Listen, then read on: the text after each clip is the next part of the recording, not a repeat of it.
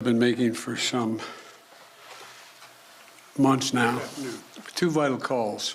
Today, I made two vital calls, as I've been making for some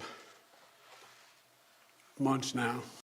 Two vital calls that on the situation in Russia and Ukraine. The first was to a bipartisan group of members of Congress who are currently representing the United States, along with Vice President Harris at the Munich Security Conference. The second was the latest in a series of calls over the past many months with the heads of state of our NATO allies and the European Union, to bring them up to date on what the United States thinks is the current state of affairs and what's likely to happen in Ukraine in the coming days, to ensure that we continue to remain in lockstep, that is, the European Union and NATO. Despite Russia's efforts to divide us at home and abroad, I can affirm that has not happened. The overwhelming message of on both calls was one of unity, determination, and resolve. I shared with all of those on the calls what we know about a rapidly escalating crisis in Ukraine.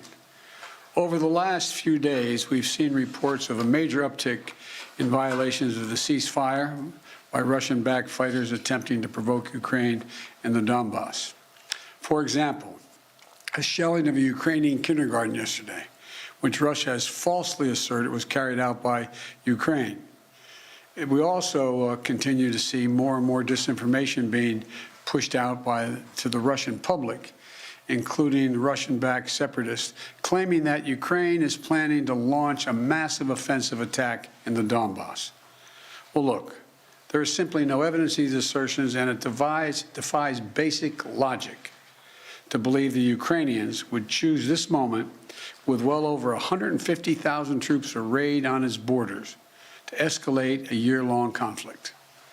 Russia's state media also continues to make phony allegations of a genocide taking place in the Donbass, and push fabricated claims warning about Ukraine's attack on Russia without any evidence. That's just what I'm sure Ukraine's thinking of doing, attacking Russia.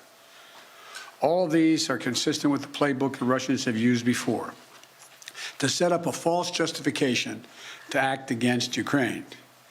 This is also in line with the pretext scenarios that the United States and our allies and partners have been warning about for weeks. Throughout these tense moments, the Ukrainian forces have shown great judgment and, I might add, restraint.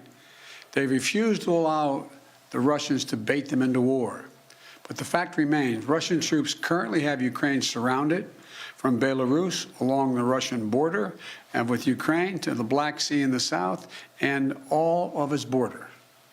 You know, look, we have reason to believe the Russian forces are planning to and intend to attack Ukraine in the coming week, in the coming days. We believe that they will target Ukraine's capital, Kyiv, a city of 2.8 million innocent people. We're calling out Russia's plans loudly and repeatedly, not because we want a conflict, but because we're doing everything in our power to remove any reason that Russia may give to justify invading Ukraine and prevent them from moving. Make no mistake, if Russia pursues its plans, it will be responsible for a catastrophic and needless war of choice. The United States and our allies are prepared to defend every inch of NATO territory from any threat to our collective security as well. We also will not send troops in to fight in Ukraine, but we will continue to support the Ukrainian people. This past year, the United States provided a record amount of security assistance to Ukraine to bolster its defensive, $650 million from Javelin missiles to ammunition. We also previously provided $500 million in humanitarian aid and economic support for Ukraine. And earlier this week, we also announced an additional sovereign loan guarantee of up to $1 billion to strengthen Ukraine's economic resilience. But the bottom line is this: the United States and our allies and partners will support the Ukrainian people. We will hold Russia accountable for its actions. The West is united and resolved. We're ready to impose severe sanctions on Russia if it further invades Ukraine. But I say again, Russia can still choose diplomacy. It is not too late to de-escalate and return to the negotiating table. Last night, Russia agreed that Secretary of State Blinken and Foreign Minister Lavrov should meet on February 24th. February 24th in Europe. But if Russia takes military action before that date, we'll be clear that they have slammed the door shut on diplomacy. They will have chosen war, and they will pay a steep price for doing so, not only from the sanctions that we and our allies will impose on Russia, but the moral outrage the rest of the world will visit upon them. You know, there are many issues that divide our nation and our world, but standing up to Russian aggression is not one of them. The American people are united. Europe is united. The transatlantic community is united. Our political parties in this country are united. The entire free world is united. Russia has a choice between war and all the suffering it will bring, or diplomacy that will make a future safer for everyone. Now, I'm happy to take a few questions. Nancy from Bloomberg. Thank you so much, sir. Do you think that it is wise for President Zelensky to leave Ukraine if an invasion is as imminent as the U.S. says it is? That's a judgment for him to make, and a determination as to whether or not. I've spoken with Zelensky a dozen times, maybe more, I don't know. And it's in the pursuit of a diplomatic solution, it may not be it may be the wise choice, but it's his decision.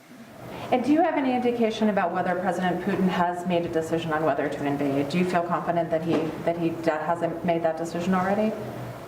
As of this moment, I'm convinced he's made the decision. We have reason to believe that. There seems to be a unanimity, a spirit to do between the United States and Europe to do some sanctions, a comprehensive sanctions. But is everyone on board with the exact same sanctions that you want to do? Yes. There will be some slight differences, but none. There'll be more add-ons than subtractions. And President Putin is going to oversee some nuclear drills this weekend. How do you see that happening? What's your reaction to that, sir? Thank you. Well, I don't think he is remotely contemplating using nuclear weapons. But I do think I think he is focused on trying to convince the world that he has that he doesn't exist. The ability to change the dynamics in Europe in a way that he cannot. But I don't. How much of it is a cover for just saying we're just doing exercises, and there's more than that? I just can't. It's hard to read his mind. Mr. President,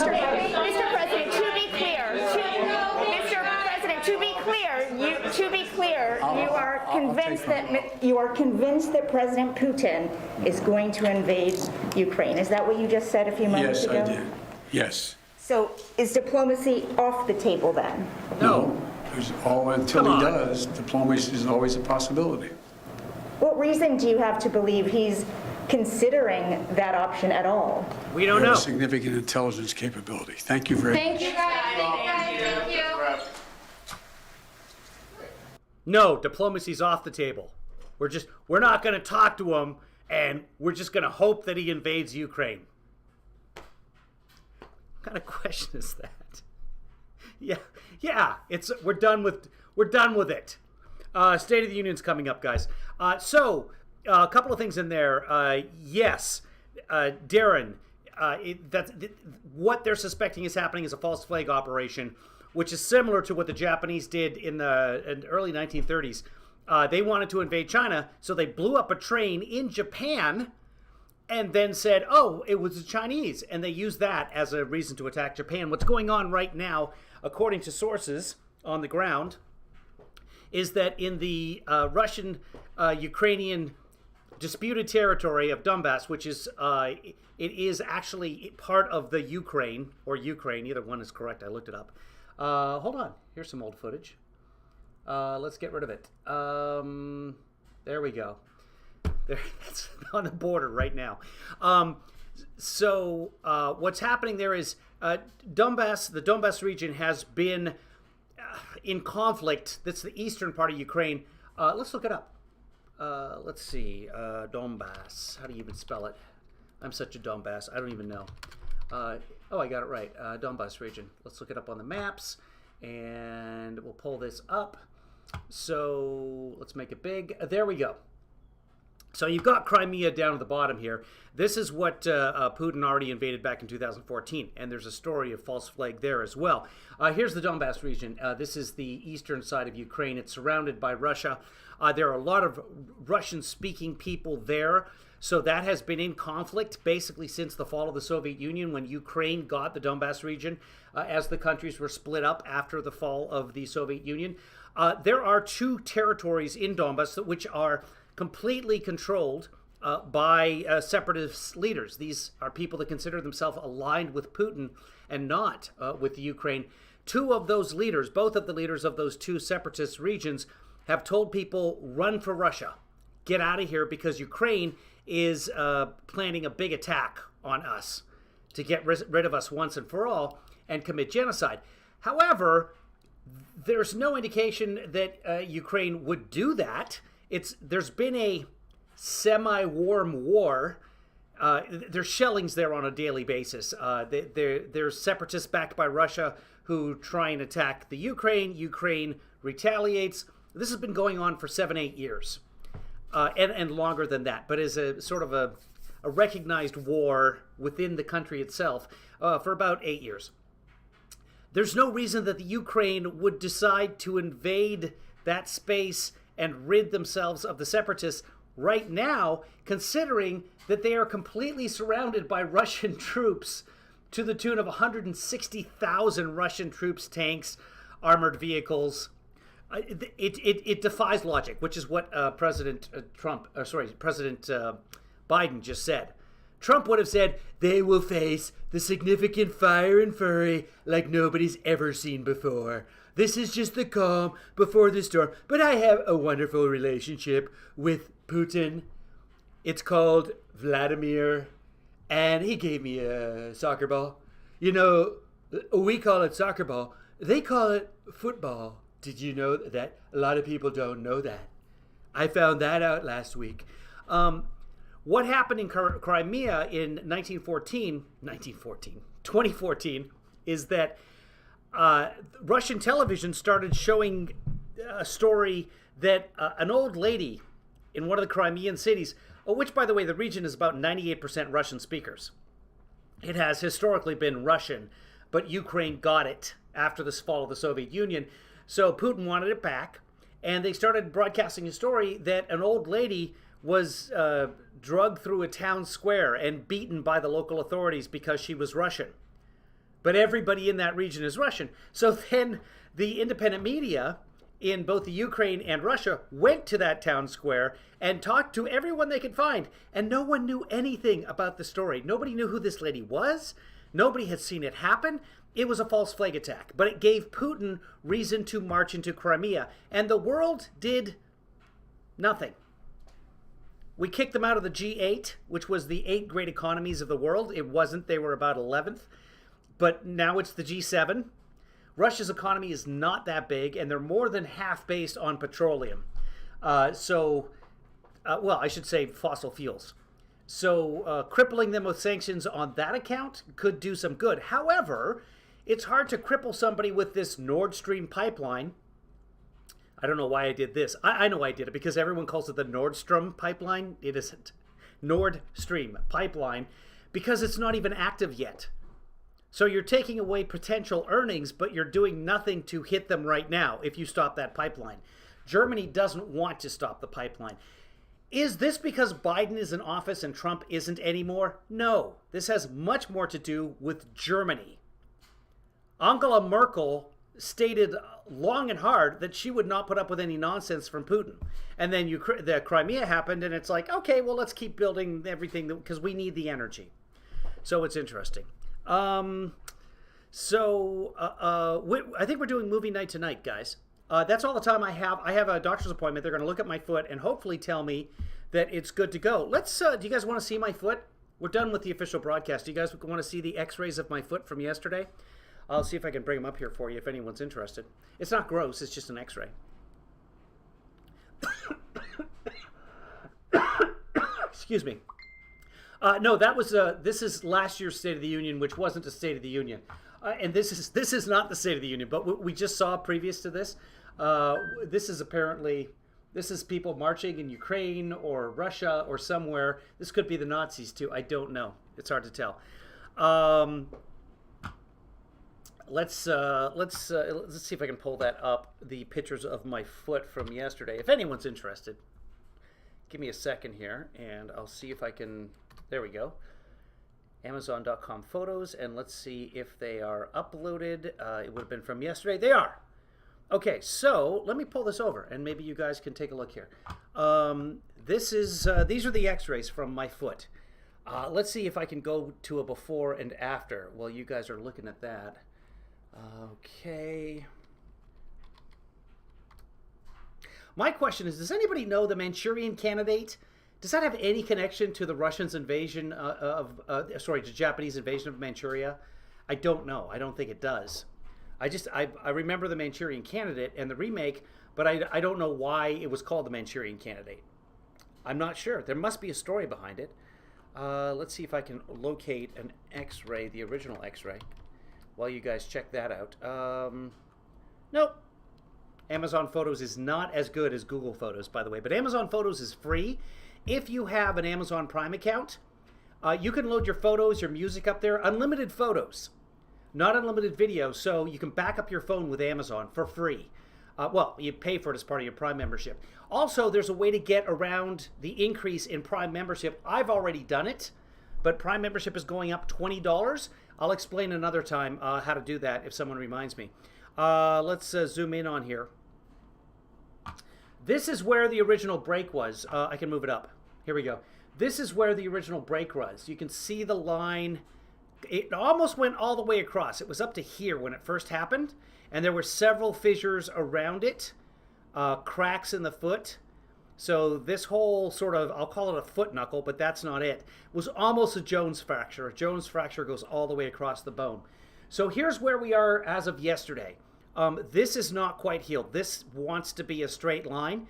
Here's the thing. This could be healed. So what are we at there? It looks like we've got calcification across 90 to 95%. If I had an actual machine there, they have a measuring thing that'll tell me exactly how big that is. So you've still got this gap in here. This could be filled in with bone, but it hasn't calcified yet, so it's not going to show up on the X-ray. The alignment looks good. From what I can tell, that's not it. Hold on. There we go. The alignment of the bone looks good, I believe. I think that's what it's supposed to look like.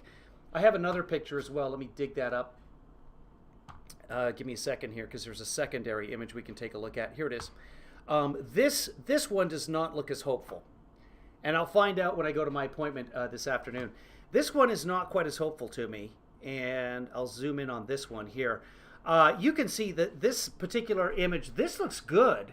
Most of the way across, you can see all the new, the bone healing in there. It sort of looks like a whiter area. This still has a big gap right here, and that's not so good. But again, there could be bone there. I don't know. Is there a doctor watching right now? Does anybody know? Okay, the original Manchurian Candidate movie, the protagonist was in Manchuria. I didn't know. Thank you. Alice and Mrs. the Space Needle. Also pertinent. You guys must have been talking about. The Manchurian Candidate was Korean conflict soldiers brainwashed in Manchuria. Oh, yeah. Okay. Because it's a brainwashed candidate. Thank you.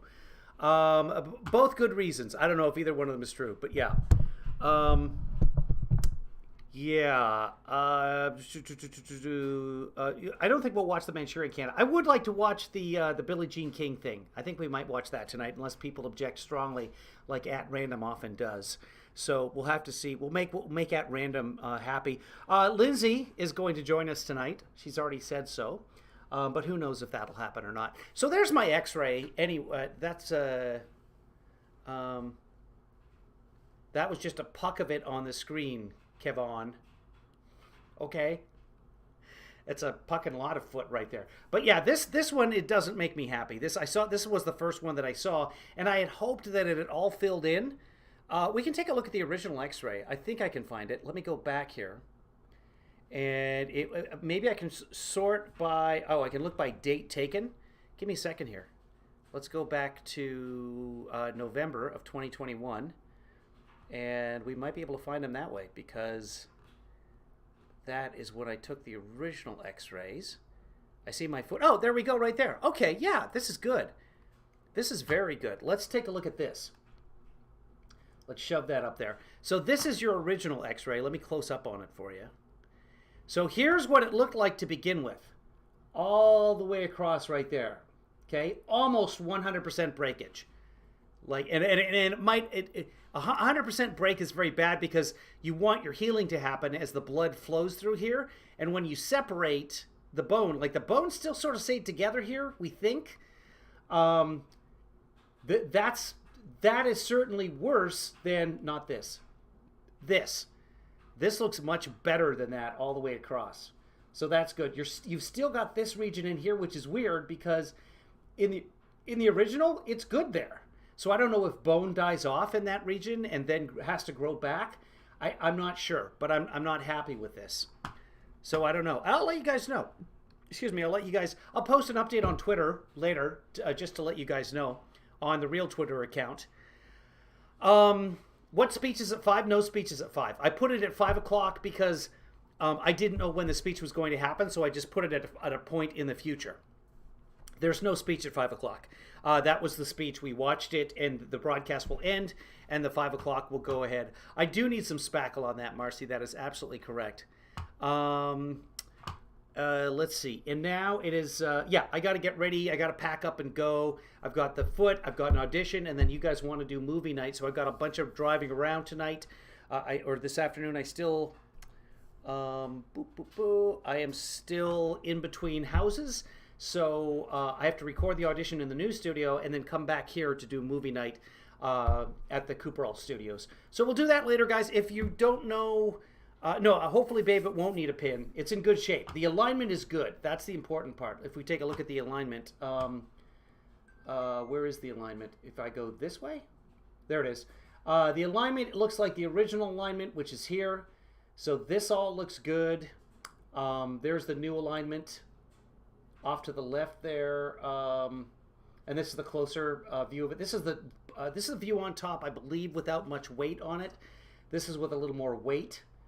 So, anyway, what about this little section over here? This has nothing to do with anything, but yeah, okay, that's just supposed to be that way. This is not supposed to be like that. This is not supposed to be like that. But there you have it. It looks much, much better than it did. Hopefully, the doctor, she's going to say, rise and walk. So we'll see what happens. I'm excited about it. So, guys, I will talk to you later. Be good to yourself. Be good to others. Most importantly, be good to dogs. Thanks for watching, guys. Keep your eye on the ball. And don't let the creek rise above your kneecaps.